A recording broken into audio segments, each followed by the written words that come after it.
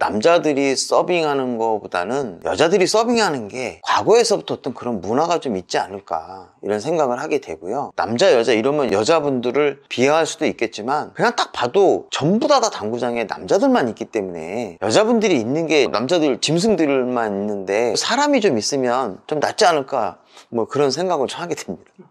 돈을 받을 때나 뭐 이럴 때 여자분들이 조금 좀 편하지 않을까. 좀 행운샷이라.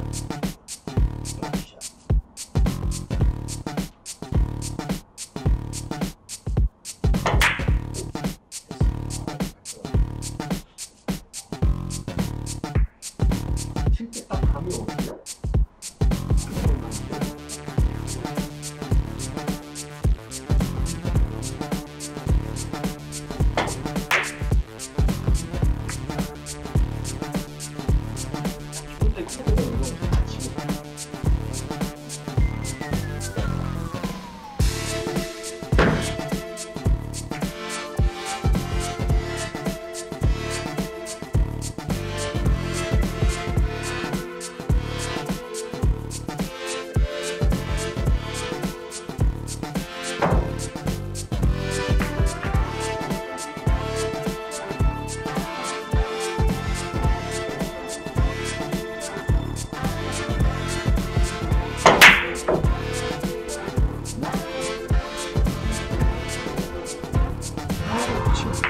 오! 됐어. 이게 똥이라는 거예요. 똥. 이게 행운샷이라.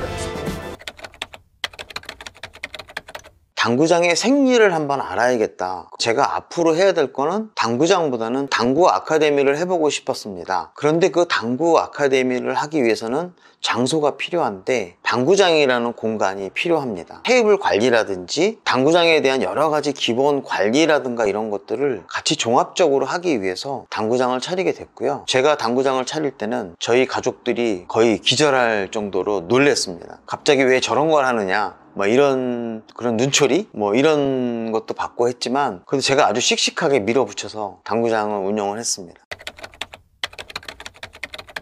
우리 당구장의 장점은 아주 조용하게 당구를 칠 수 있다. 이게 가장 큰 장점이고요. 단점은 사장이 굉장히 친절하지 않다. 서비스업은 손님의 왕이다 이렇게 얘기를 하잖아요.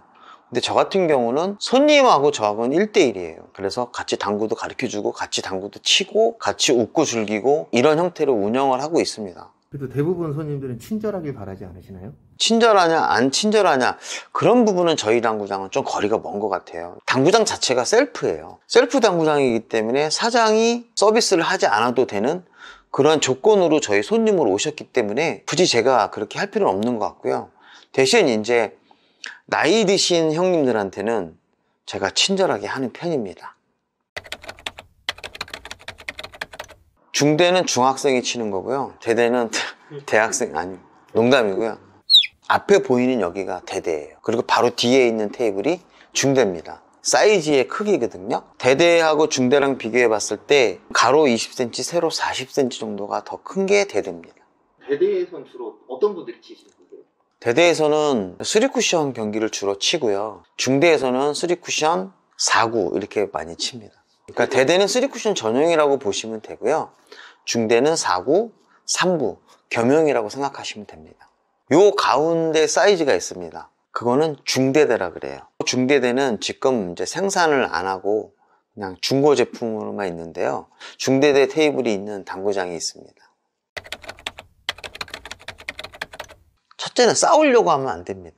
최대한 기분 좋게 해서 왜 저분이 저렇게 하는지 그거를 파악하고 어떻게 하면 저분이 웃을 수 있는지 또는 진상을 안 부리는지 그 부분을 생각을 해야겠죠. 좋은 음료수를 대접을 해준다든지 아부성 발언을 한다든지 그런 식으로 처리를 해서 진상 손님을 대처하는 게 가장 좋은 것 같아요. 너무 진상이다, 사실은 답이 없습니다. 경찰에 신고할 수도 없는 거고 그 정도의 진상은 아니거든요. 많이 떠들거나 술 먹고 목소리가 크거나 큐대로 테이블을 땅땅땅 때린다거나 뭐 이런 경우는 특별히 어떻게 할 수가 있는 경우가 아니거든요. 저 같은 경우는 주변에 있는 다른 사람들이 불편해 한다는 그런 분위기라고 하면 과감하게 내보내는 편입니다. 그게 쉽지 않으실 건데요. 그러면 결국은 기존에 오는 손님들이 피해를 보는 거잖아요. 그분들을 보호해 주기 위해서 주인이 총대를 매야 된다고 생각합니다. 지금 여기 있는 저희 당구장은 술 마신 분들은 들어오지 못해요. 제가 여태까지 당구장에 들어왔을 때 술 드신 분들 돌려보낸 게 한 300팀은 되지 않을까. 다 돌려보냈습니다.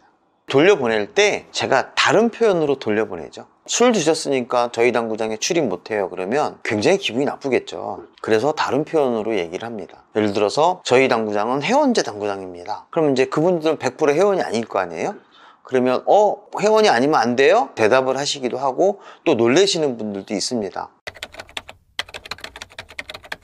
제가 어떤 방송에서 당구장의 미래가 안 좋다고 말씀을 드렸거든요. 근데 그 얘기는 함부로 당구장에 도전하지 말라는 그런 뜻이었습니다.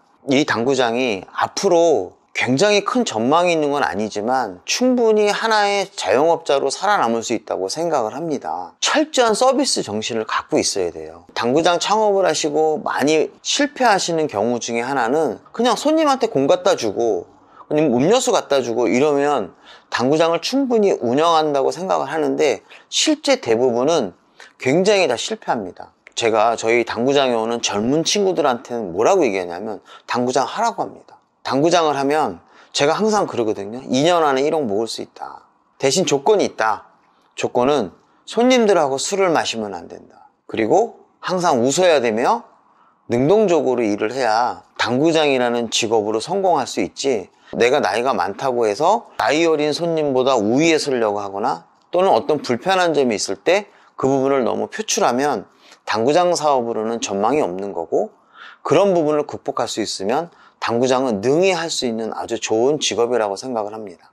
제가 항상 생각하는 건 뭐냐면 사업이라는 것은 감정으로 움직이면 안 된다는 거죠. 정말 이성적으로 판단을 해서 내가 정말 이 사업으로 성공하려고 하면 하나부터 10까지 철저한 준비를 해야 그 사업을 성공할 수 있다고 생각을 합니다. 근데 당구장을 너무 쉽게 도전하시는 분들이 많아서 제가 그런 말씀을 드린 거고요. 실질적으로 우리나라의 당구장은 상당히 많습니다. 당구장이 많다는 것은 경쟁이 심하다는 건데 그 경쟁을 이기려고 하면 정말 많은 준비를 해야 돼요. 공만 갖다 주면 당구장이 된다고 생각하시는 그런 분들을 제가 뜯어 말리기 위해서 그런 표현을 쓴 거고요. 혹시 오해하셨던 분이 계시면 그런 뜻은 아니라고 말씀드리고 싶습니다. 저희 당구장 수입이라고 말씀드리니까 굉장히 당황스러운데요. 수입원에 대해서 말씀을 드리겠습니다. 유튜버 수익, 레슨 수입, 당구장 운영 수익은 거의 없습니다. 한 달에 많이 남으면 100만 원 정도 남고 있고요. 나머지는 다 레슨 수입과 유튜버 수입입니다. 외부에서 출강하는 그런 수입이 또 있습니다. 저는 당구장 운영하는 그 목적이 제가 레슨할 수 있는 공간이랑 촬영할 수 있는 공간이에요. 당구장에서 들어오는 수입은 기본 경비를 쓰는 수입입니다. 월세라든지 전기세, 그 다음에 각종 부자재, 인터넷 통신비, 정수기비 이런 것들 있죠. 충당하는 데 사용을 합니다. 요즘은 레슨이 좀 많이 줄었는데요. 8명 정도 하고 있고요. 많을 때는 한 20명 정도 했었고요. 공식적으로는 한 사람당 50만 원씩 받고 있습니다. 사구 치시는 분들한테는 조금 DC를 좀 해드리는 편이고요. 장기간 레슨을 받는다 그러면 좀 할인을 해주죠. 우리 헬스클럽이나 똑같이 그렇게 운영하고 있습니다. 당구책 발간을 준비하고 있습니다. 그래서 총 2권을 준비하고 있고요.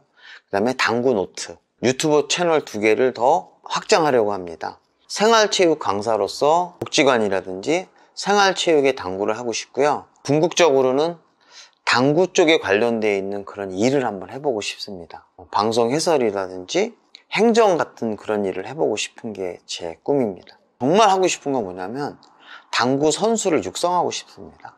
고등학교에 당구팀이 하나가 있는데요. 그런 팀들이 많이 창단이 돼서 초등학교, 중학교, 고등학교 팀의 저변이 확대가 됐으면 좋겠습니다. 현재 당구계에서 가장 큰 문제는 당구를 치는 연령들이 굉장히 노령화되어 있습니다. 그 부분이 굉장히 안타깝습니다. 젊은 분들은 게임이라든가 다른 여러 가지 할 수 있는 것들이 많잖아요. 당구라는 부분이 굉장히 젊은 분들한테는 많은 관심을 얻지 못하는 것 같습니다. 저희 당구장에 오는 젊은 친구들이 비트코인 이런 것들 하는 것 같아요. 주식 같은 경우. 저 같은 경우는 좀 말리고 싶지만 그래도 하겠다는데 어떻게 합니까? 항상 조심하라, 길게 보고 생각을 해야 되고 이렇게 얘기하는데 예측이 좀 불가능한 것 같습니다.